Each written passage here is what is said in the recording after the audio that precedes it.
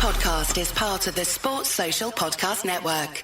This week's pod is supported by Manscaped. Manscaped has just launched in the UK. We've gone years without using the right tools for the job, and now you can be one of the first people in England to experience Manscaped's life-changing products. Manscaped is a skin-safe trimmer for below-the-belt shaving. Their 7,000 RPM motor has quiet stroke technology, and I know you fellas like a quiet stroke. So they tell us that Manscaped's technology will make your testes their besties, and you can get 20% off and free shipping with the code NQAT at manscaped.com. That's code NQAT for 20% off and free shipping at manscaped.com.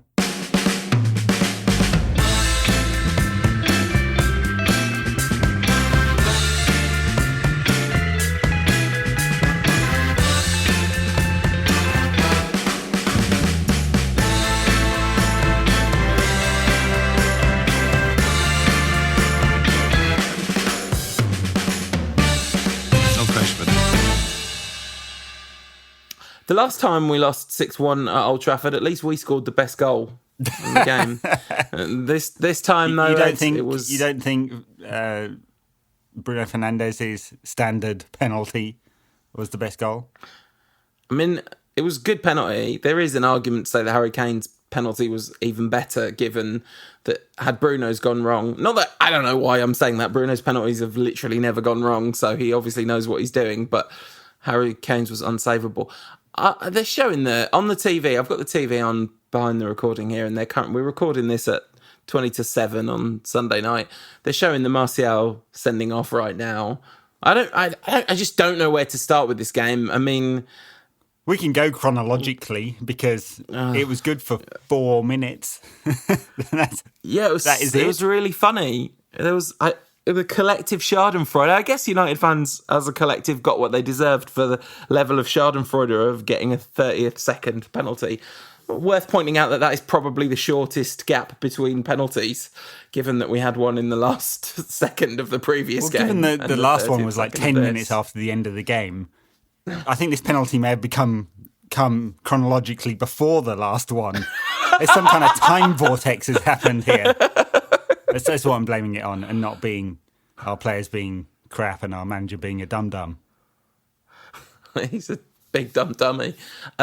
The staggering level of ineptitude on display from Manchester United as a collective, but the back four in particular. I mean, I do think the back four are worthy of particular opprobrium. I'm sure you could heap criticism on the midfield, as people no doubt will and already have.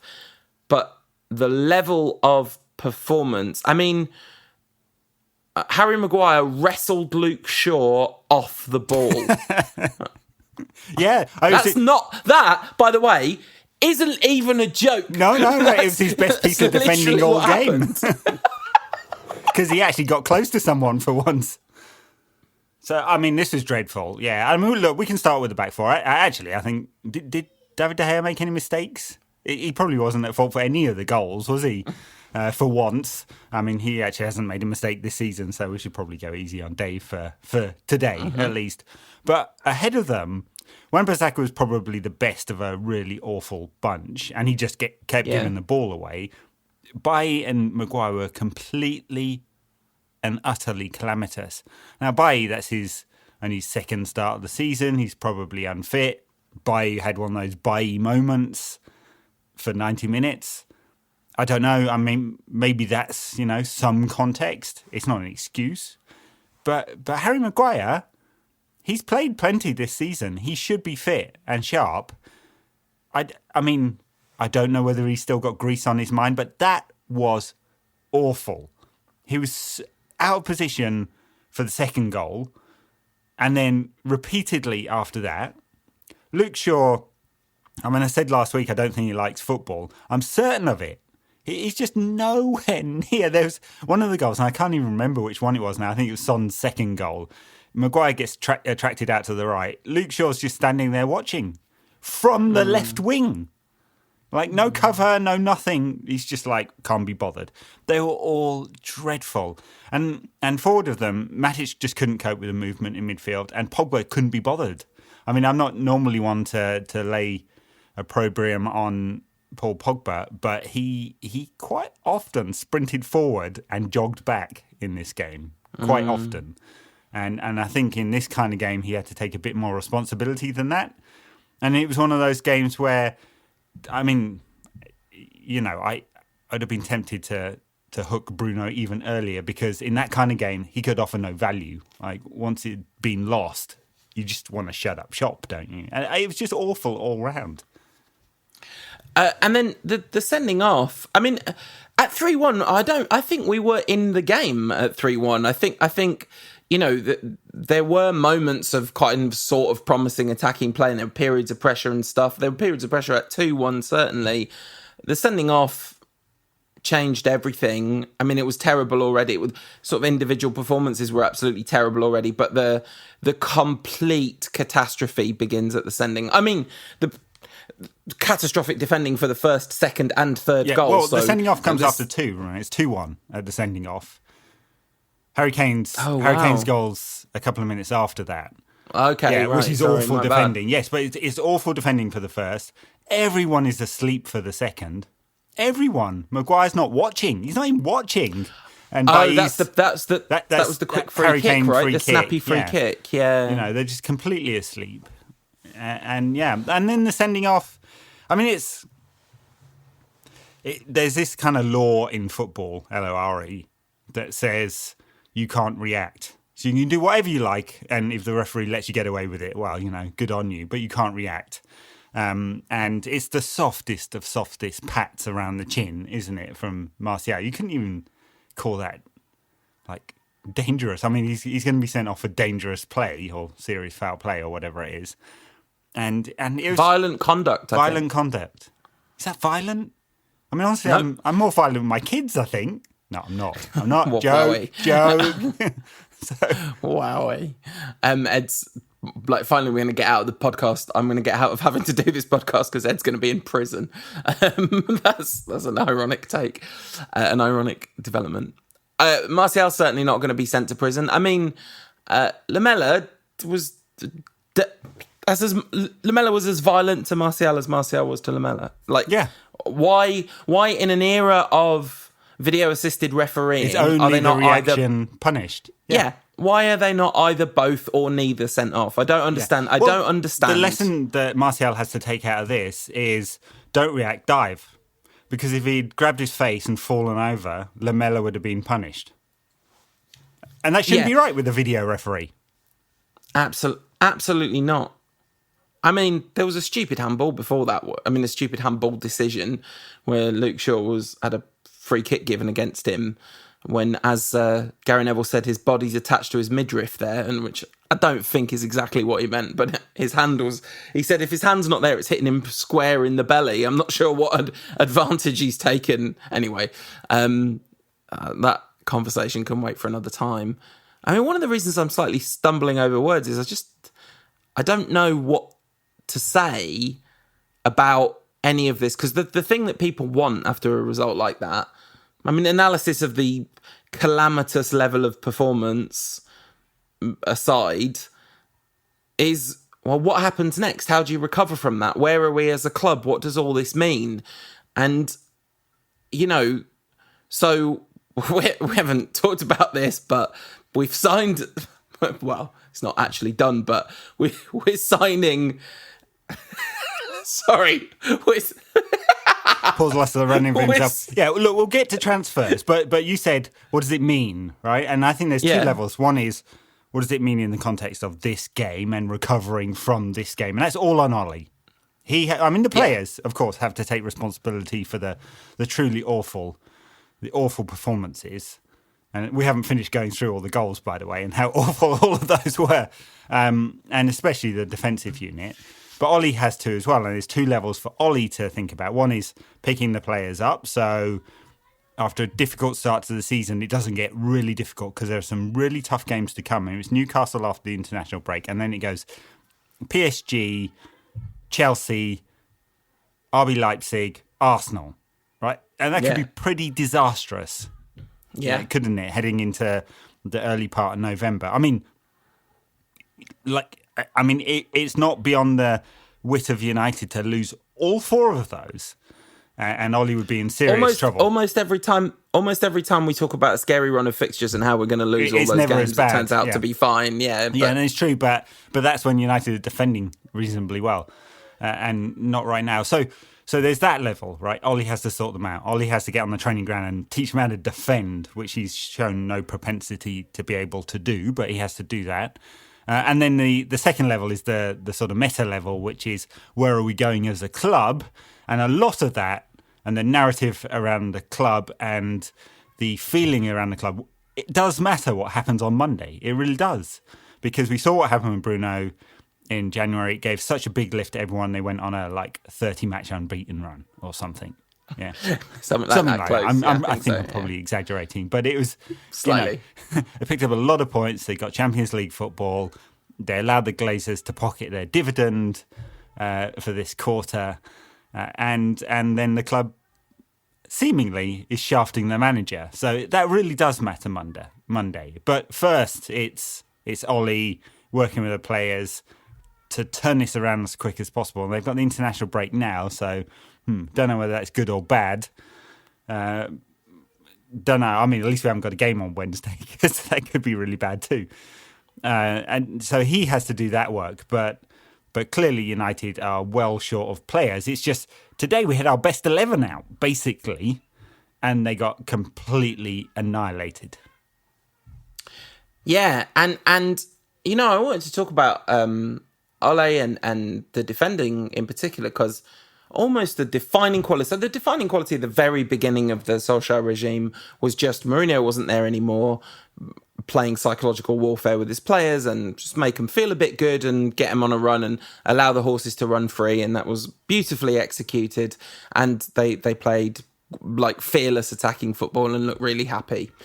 But then after it went wrong, there was a period where we were kind of struggling, but actually defence looked really well organised. Now, last season, the numbers looked great from a defensive perspective, like really great. Not just the goals conceded, but the chances conceded, the whole shebang. Any way you look at the data, it looks like United defended well, except actually watching the games, at no point did it look like United defending well. It doesn't pass the sniff well. test, but it passes the data test.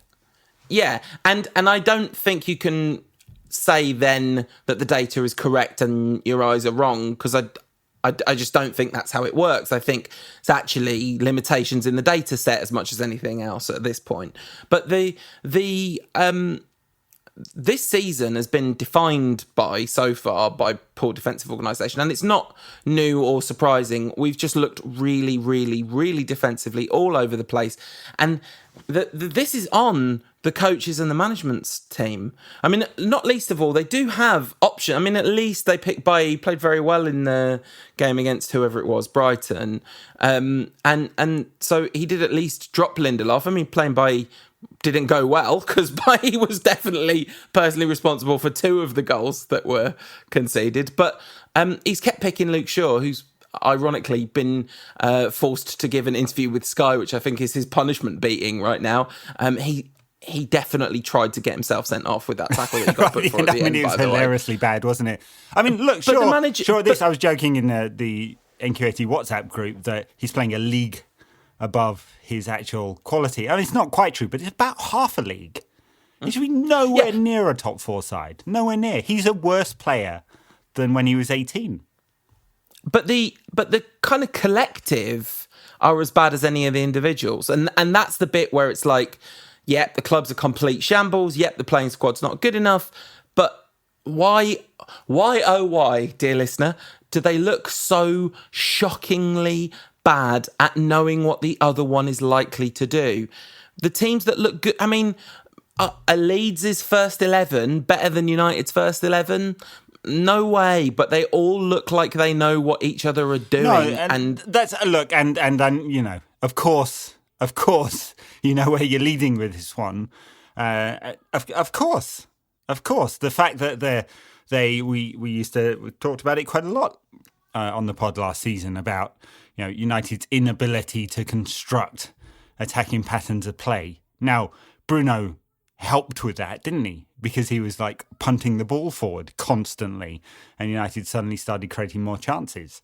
But yeah, organisation and each player, the kind of micro detail that some managers go into about where which player should be in what phase of football, and you can really see it, with some managers. You don't see that with Ollie's team, and it's very true. And without knowing the ins and outs of what's happening in Carrington, because we don't have access, and maybe we should fly a drone above there and have a look or something like that. But without knowing the detail, we're seeing the result, and it doesn't look like he's doing a good job, does it? No, and I don't know how it's possible that he could be, and this is the consequence of it. Between the kind of like collective confidence, which is brittle as anything. I mean, when Solskjaer got the job, I was incredibly optimistic because I'd always liked the cut of his jib as a manager. Basically, he'd always struck me as someone who's. Oh, we can talk about his jib, but finish your thought. But he's just someone who'd always struck me as having a combination of a kind of optimistic outlook, but an edge, and all these kind of things that you need. And as well, like, he was highly regarded as a coach within Old Trafford, and that's quite a big deal. His Mulder team played pretty lovely football when he first took over. So and of course it was a joyous, fun ride when he first came along. But that was always hope and like confirmation bias. But the reality is, I think he's doing like a pretty terrible job.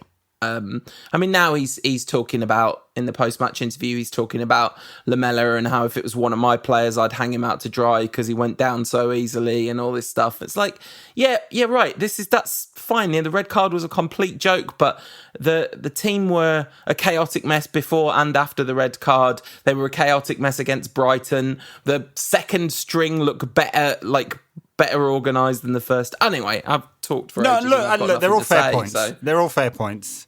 And we haven't even got to the third goal yet. This is just the intermission between the red card and the third goal. And look, I'm loath to panic analyse this and draw more out of one game than is fair, because I think the period between January and July was mostly pretty good. I mean, performance levels fell off a cliff at the end, and they all looked absolutely shattered, but they managed third place, semi-final in the Europa League, a semi-final in something else, the FA Cup. They got to semi-final in all the cup competitions. Yeah, exactly. Right. So, and you'd say, looking at that squad, that's not bad, right? No. Now, of course, being 33 points behind Liverpool, 15 behind Manchester City is a better test, right? That is an awful long way in a 38-game season behind two clubs, and probably a fairer reflection of United's quality. We came into this season with our preview show saying we don't really feel very confident that United are going to finish third again this season, or even possibly in the top four, based on squad quality, right? And then as a par manager, it's Ollie's job to get at least par performances out of this squad, isn't it? If we think they're a fourth or fifth best squad in the league, he has to get that kind of level of performance. And we won't know that until May, sadly, So it's that's why I'm saying I'm a bit loath to panic too much, although, I'm panicking a fair amount. It's a modicum of panic coming here, but I'm a bit loath to say, yes, we should fire him and a new manager's going to go fix all of this, right? They're two ends of the continuum, right? Yeah. Just to be abundantly clear. And I know you're not saying that either. Yeah, I'm not saying Woodward should fire him as he's on his way to get the trophy. No, I know. I'm just making sure that everyone understands, because it's always a binary conversation on Twitter. It's he's in or he's out, and there's nothing in between, right? So it's definitely somewhere in between. So what do we have as a squad? right? Given Chelsea's spending, Arsenal's spending, Tottenham's spending, it's unclear that we're actually top 4 quality as a squad. But this was nowhere near top 4 quality as a performance, and none of the defensive performances have been. Probably even not the one against Luton, which United were quite fortunate to win. Maybe against Brighton. Although there were those who didn't feel that about that game, weren't there? But the kind of like meta conversation around him. I mean, you saying we were good from January to July. I'd like you to go back and listen to some podcasts that you recorded in March and kind of decide whether you thought we were good for that period. I mean, we were absolutely excellent for, I can't remember how many games, 3 or 4 games, 4 or 5 games after the restart. I mean, like, excellent, the best football we've seen since Van Gaal's. You're completely right that January to the end of March, when the lockdown happened, the results were good and the performances were terrible. Yeah. And then after the restart, some excellent performances until they fell off a cliff. Correct. Yeah. Absolutely. And, I said last week, I think this is going to be a battle between this season's going to be a battle between our good players and our bad players. And like within 30 seconds, it was 1-0 to our good players. And within 7 minutes, it was 2-1 to our bad players. And, that I think is the dichotomy. I do think we should talk about transfers at this point because I think it's relevant in terms of squad depth. So what it looks like, I mean, given that people love transfers so much, we probably could have waited till tomorrow to do this show to kind of confirm. But as what we know right now is that Cavani's that like that, unless something very weird is going on, that one's done and dusted. And Alex Telles looks like that is now happening, which is very good because it means someone else is going to play a left back. I mean, that's, I have no idea whether he's any good or not, but unless the scouting and data departments have had a really severe collective malfunction, he's got to be better than the guy that's got the job at the moment. So these are exciting signings, but I mean, well, no, that's an exciting signing. The Cavani one. Should we take a little? Do you want to break down all the goals individually? Do you want to? Is that something you actually want to do? Well, I'm just only for the completeness of talking about this game before. All right. I'll let you do that, and then we'll take a break and talk about the future. Yeah. I tell you what. Let's do this. We'll finish this game, then we can talk about transfers, and then we can talk about how the world's burning. All right, so tell me about the rest of the goals because I can't remember any of them. Is it that bad? Yeah. God, I can't even remember the third one. It was absolute calamitous defending as the ball came in from the left twice, and Harry Kane was completely free to slot into an open net. Right? That's right. Yeah, classic. Yeah. Oh yeah, that's the one. That's the one where Shaw is ending up playing at centre back. I'm doing bunny ears. I'm doing quotes. If nobody could hear that in my voice, he because Maguire was out to the left and Shaw was playing at centre back. Like just all the lads, and Bailly left a lot of space as well. But anyway. Yeah, and 4-1 Son again was a couple of simple passes, just completely just. Knife through butter, wasn't it? In terms of Shaw's defending, it wasn't even that anything particularly fancy, but allowed Son to get through to poke home. I'm sure it was actually going in, was it? It might have been an own goal, really, off Dave's ankle. 5-1 Serge Aurier.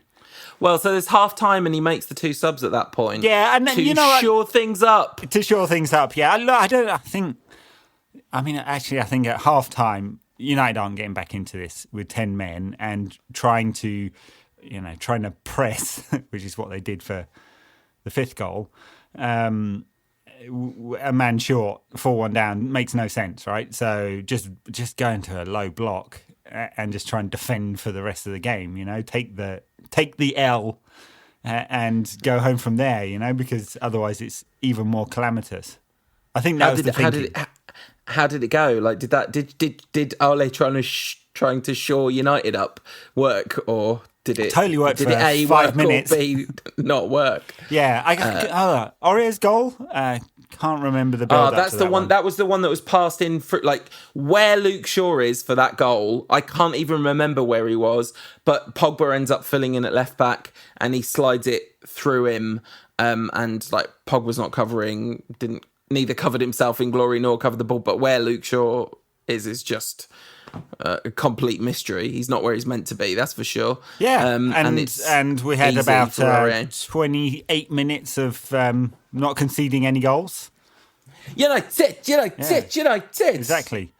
Until the most obvious penalty, and Harry Kane slammed it home for 6. Could have been more after that as well, because the Spurs had a couple of chances after that. It's disgraceful from Pogba as well, that, by the way. Like, it's absolutely appalling. I mean, he had a completely stinking up the joint game. Well, he's had a few stinking up the joint games, Yeah. They were fair when he'd had no training and no games. He's had training and games now. I mean, I wonder whether it's the Roni has really taken something out of him. Potentially, I mean... Yeah, maybe, but surely he'd be showing that in training, and that would, I would say I wonder whether the kind of atmosphere around United is taking something out of everyone in a way at the moment. And I wonder whether, like, the atmosphere around the fact that the club seem to be completely incompetent on transfers particularly affects a player like Pogba, who is clearly, like, desperate to make an impact at a team that are going somewhere and doing something, and has just never had that chance at United, and is quite clearly never going to have that chance at United. Yeah, I know. There was talk of a 5-year contract being on the table. He might want to wait.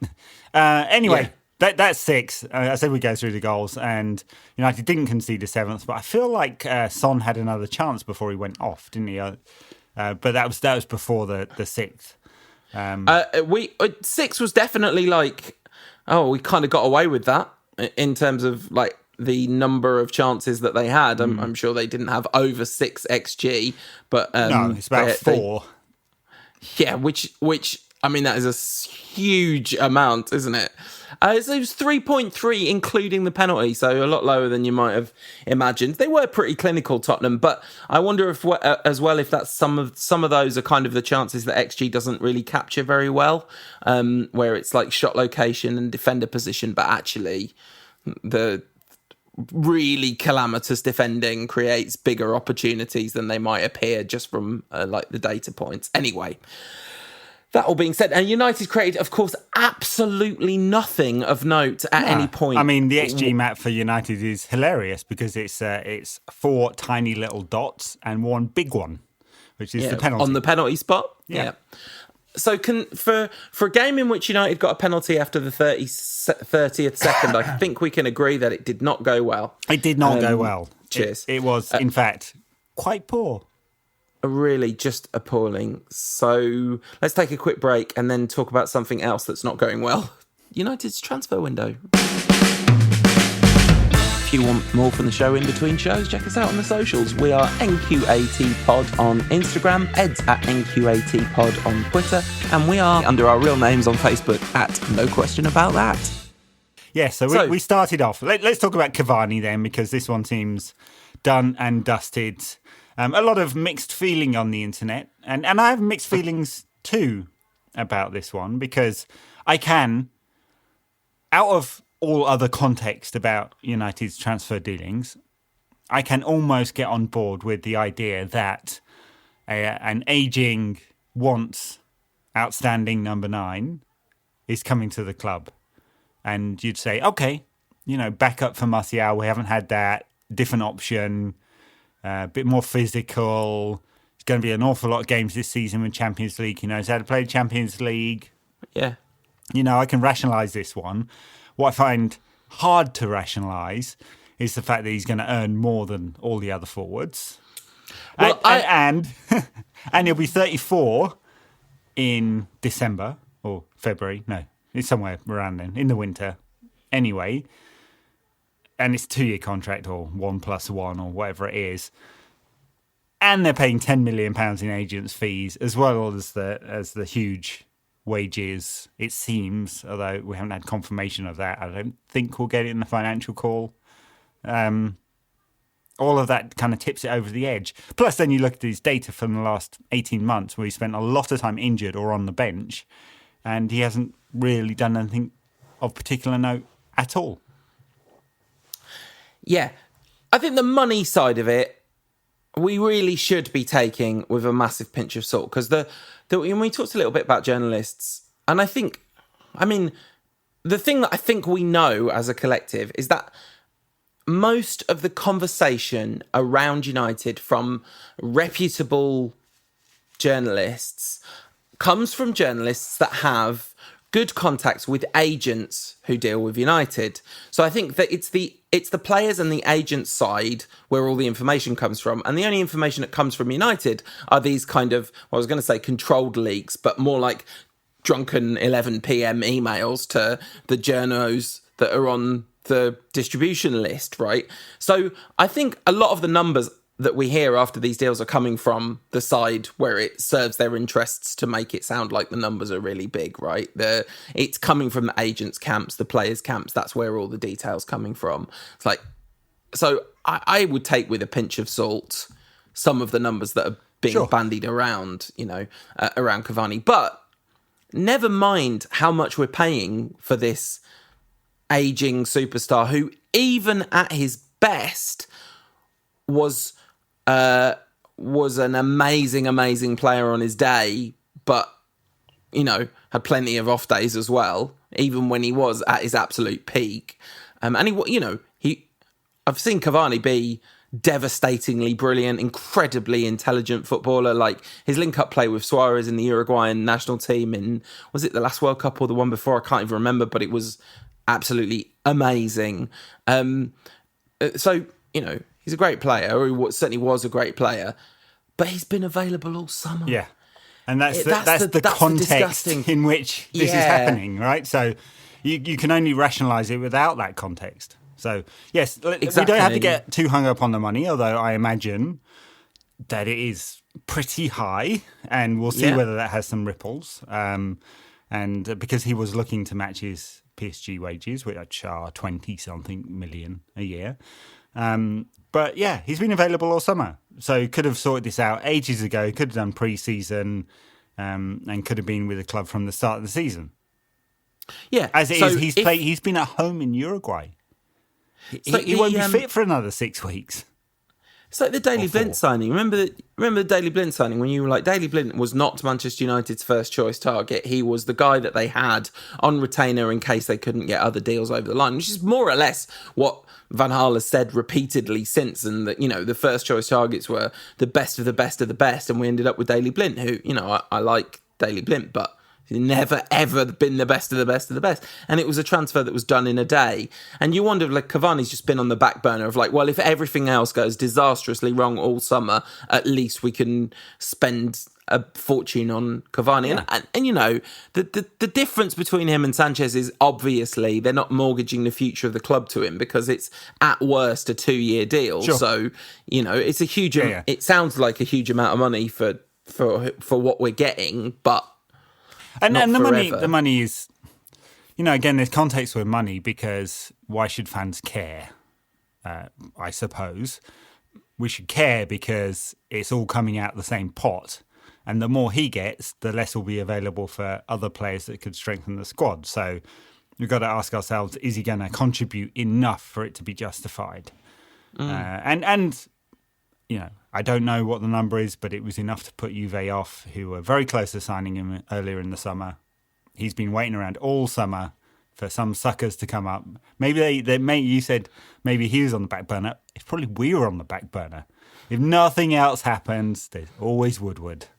Yeah. No, I mean, absolutely. I mean, of course, maybe also he has kind of brought that amount down, because he's like, well, I'd rather earn 10 million gross a year than nothing net or whatever.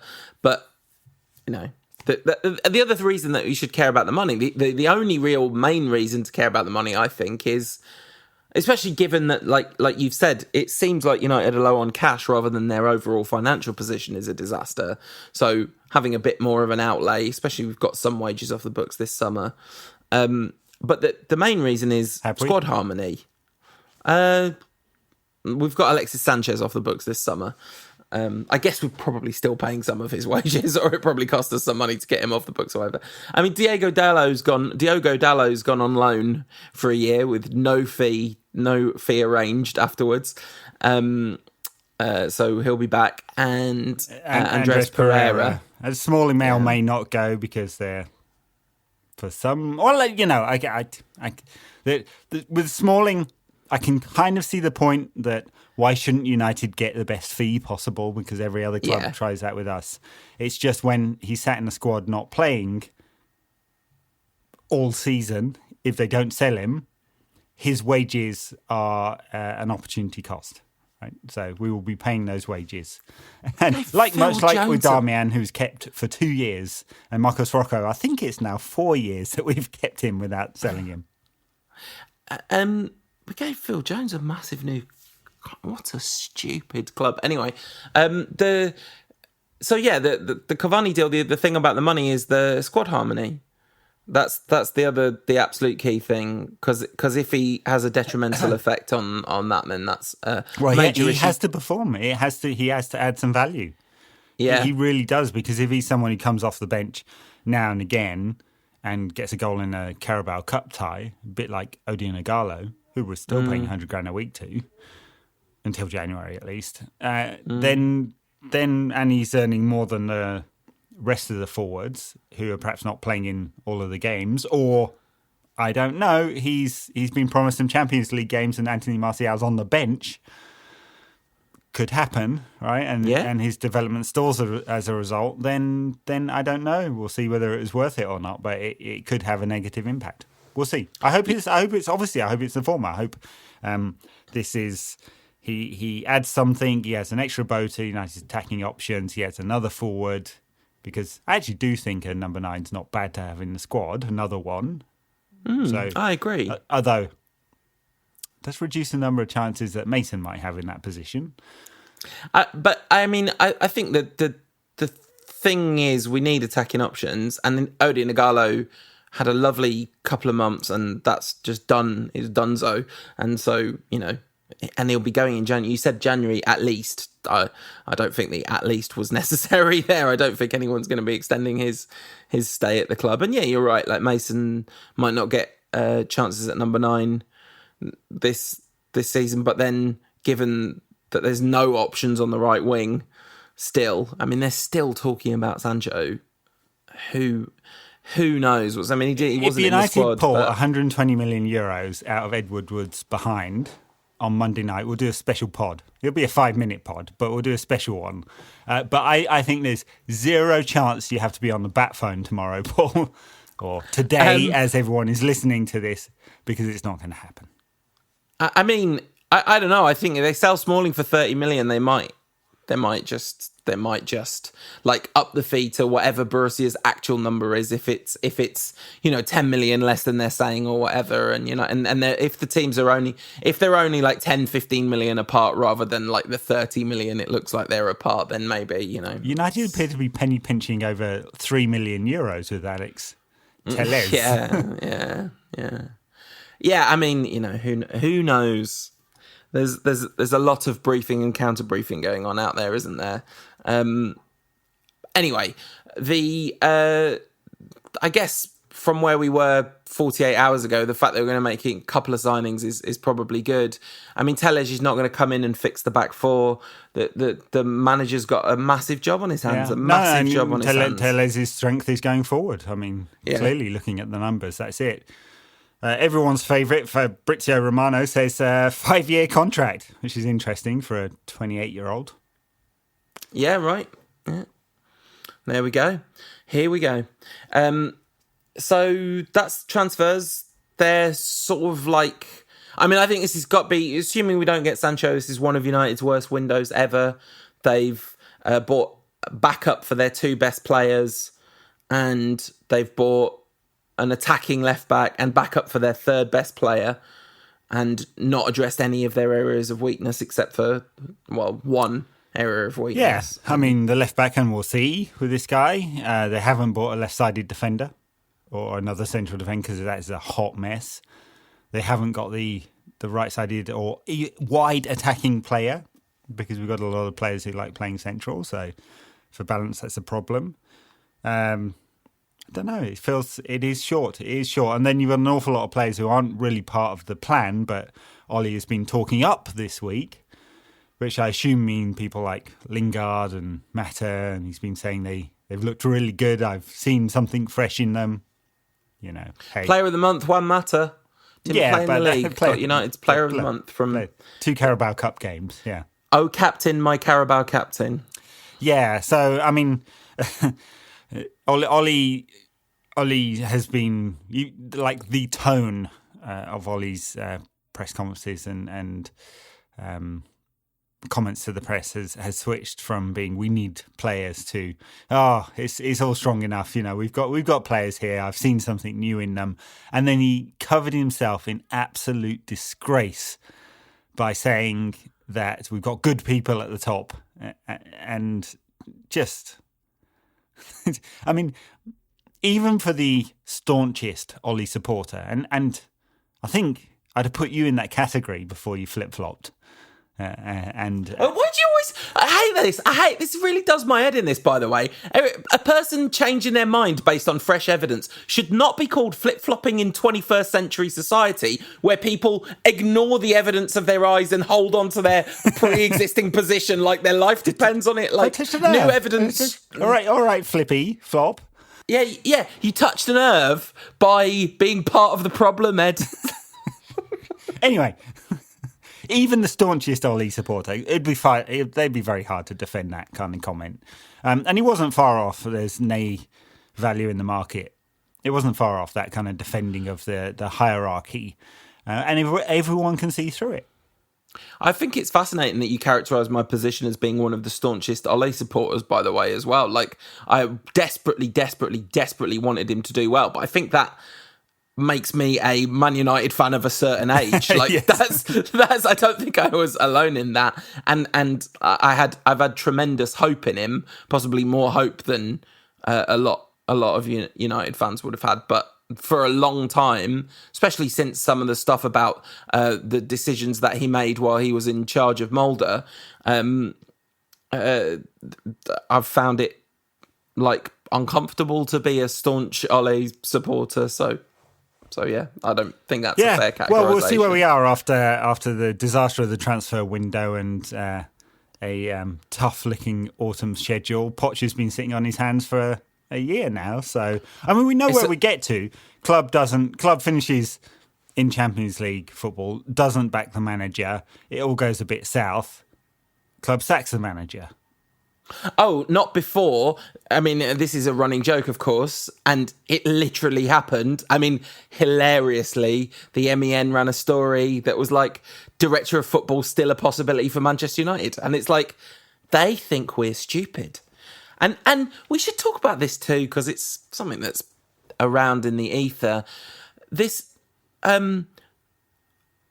relationship with the supporters and this kind of like Woodward's hired private security. Maybe this is all not true, but apparently hired extra security because I mean, I guess it's understandable given what's happened in the past, but like attacking Gary. What did happen in the past? People visited his house. No, I know, but it wasn't half blown up into... So what actually happened was someone tipped off the Sun to go and get some very nice, pretty HDR shots of a couple of guys holding flares.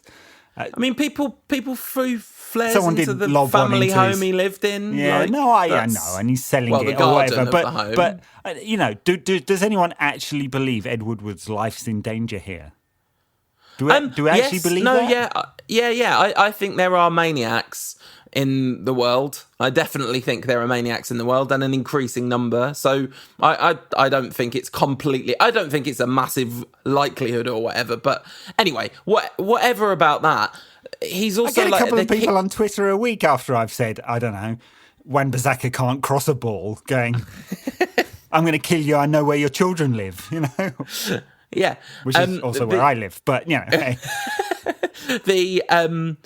The thing about Gary Neville, that the club are apparently unhappy that Gary Neville has been saying incendiary things. It was very funny. Somebody shared a screenshot of like Gary Neville likes this tweet. the news roundup tweet about the club not being happy with him. Like, I mean, he, of course, hasn't said anything about his pal, because they never say anything about their pals, but, the ownership is the problem.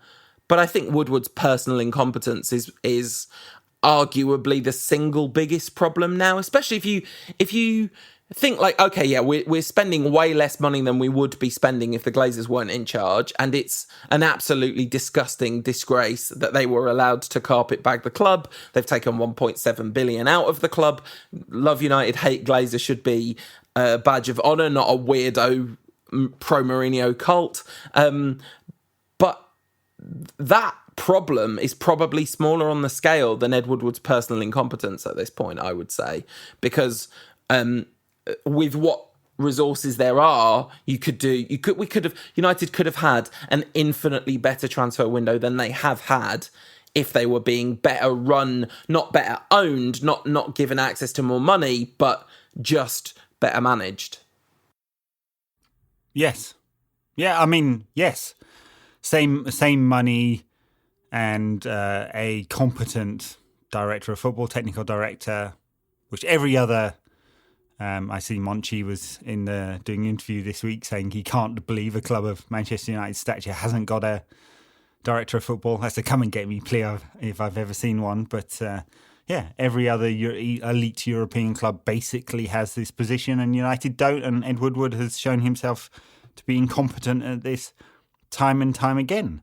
And even with them patting themselves on the back with the last few transfers, they paid so much for Bruno that Sporting put a press release out to brag about it.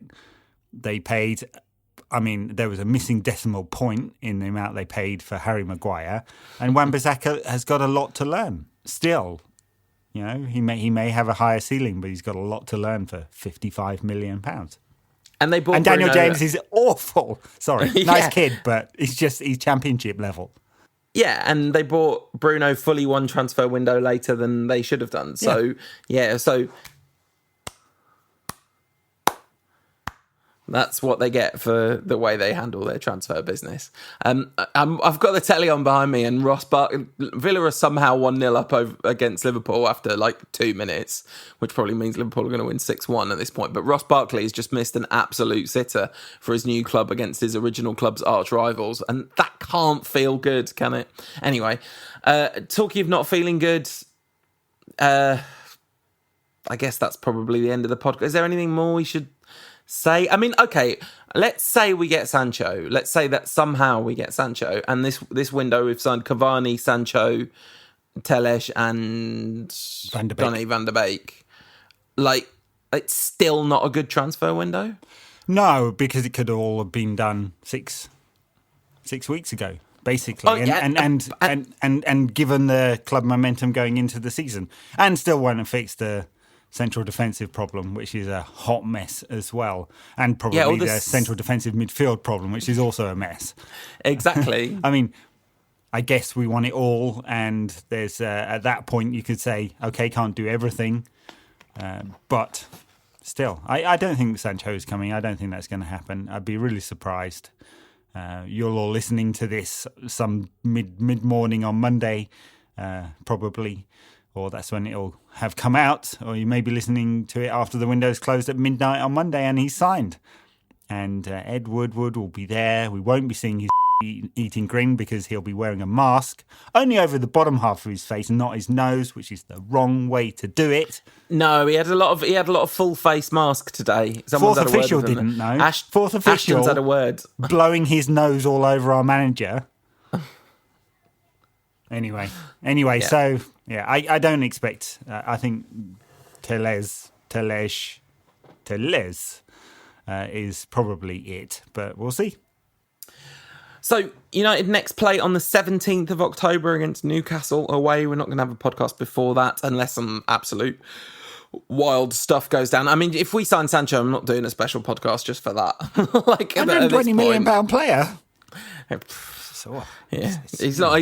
Can he play centre back? No. You did one for Robin van Persie if we sign prime, only because we happened to be in the same room, one of two podcasts, and we didn't even put that on the main podcast feed, by the way, just hosted it and put it out on Twitter. One of two podcasts we've ever done in the same room. Ed hates it. But then if we sign peak Rio Ferdinand and N'Golo Kante, then and only then will we do a special one for these. Oh God, I can't believe I just said the word special one today of all days. But yeah, Newcastle, who actually played really well against Burnley, and Alisson Maximin is an utter joy. But anyway, yeah, Callum Wilson scoring goals. Yeah. Well, that's the warm-up to a really, really tough run of games, which could go very pear-shaped. So, fun and games. But first, we've got the absolutely pointless international window. In the middle of a global pandemic where you really don't want bubbles mixing, we're going to mix a bunch of leagues together and fly everyone around on, commercial aircraft in most cases. And it's going to be an absolute disaster. Yeah, I really don't understand why this is happening. Oh, wait a minute. Of course, yes, I do understand why this is happening. Because money, that's why. All right, that'll do. Actually, money and power, right? Because it might even be more about power than it is about money, because the international federations are terrified of losing their grip on the game at this point. Yeah, I don't even know what games are happening. Is this Nations League or is this World Cup qualifying? Who knows? Don't know. What even is any of this anymore? Yeah. We lost 6-1 to Jose Mourinho's Tottenham Hotspur. I couldn't be more depressed about that. A great day for our enemies, Ed. But we will lick our wounds. I'm not talking about United. God knows what will happen with them. But me and Ed will lick our wounds. We'll come back stronger. We'll live to fight another day. And whatever Ole Solskjaer's flaws are, I still wouldn't swap him for the manager that's just beaten us 6-1. So there's that. Yes, enjoy it. We'll see you after the international break. Take care, folks. Bye now. Oh, yeah, Patreon backers, stay tuned for football chat. Nobody's going to want to listen to more football. Anyway, if somehow you want to listen to us talk about other football, we're going to do that right now. Everyone else will see. Oh, we've had a bunch of new Patreon backers as well, so massive thank. I guess we should talk to them in the bit that's about to... I'm going now. Bye, everyone.